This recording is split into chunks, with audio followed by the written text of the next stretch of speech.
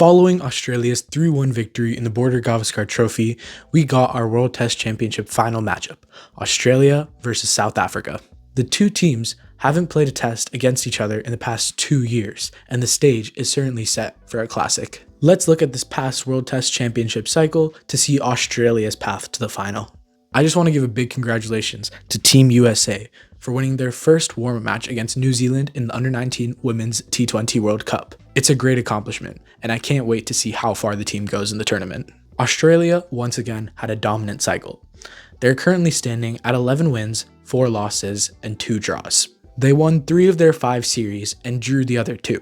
And they still have 1 series against Sri Lanka left before the World Test Championship final. Their first series was the Ashes in England, which they drew 2-2 after winning the first 2 games. It truly was a thriller series to start off Australia's World Test Championship run. Their next series was against Pakistan at home, and they ended up sweeping this 3-0. This was also David Warner's farewell series, and it certainly did not disappoint. He started the series off with a massive 164 and ended with a classic David Warner 50. It's crazy to think that it's already been a full year since David Warner retired from Test cricket. Since then, Australia's big question for the rest of the cycle would be, who would replace David Warner? The next series would be against the West Indies at home, with Steve Smith filling in for the opener spot. He performed well, but the star of the show wouldn't be Australian. Of course, I'm talking about Shamar Joseph, who took 7 wickets on a broken toe in the final innings, drew the series, and made a name for himself in international cricket. Australia would follow this with a series in New Zealand, which they won 2-0. Cameron Green would score a big 174 in the first match, and Australia would be dominant throughout the series.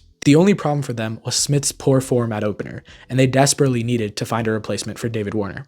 Little did they know that in the next series, they would find a star in the making. This all leads up to the Border Gavaskar Trophy, and I think we all know how that ended. After a disappointing loss in the first test, it was just uphill from there.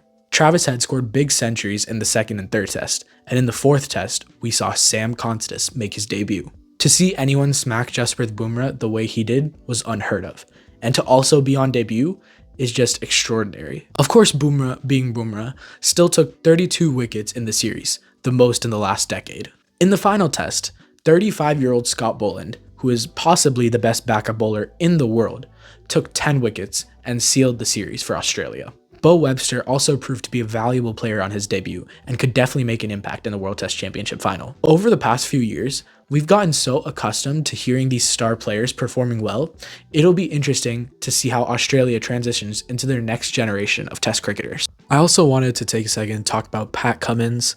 Obviously, he's been the highest wicket taker for Australia in this Test cycle, but he's also been an extraordinary captain. He is dependable with bat and ball, and he is a true leader that can bring his team to a win. He's also a great guy in general.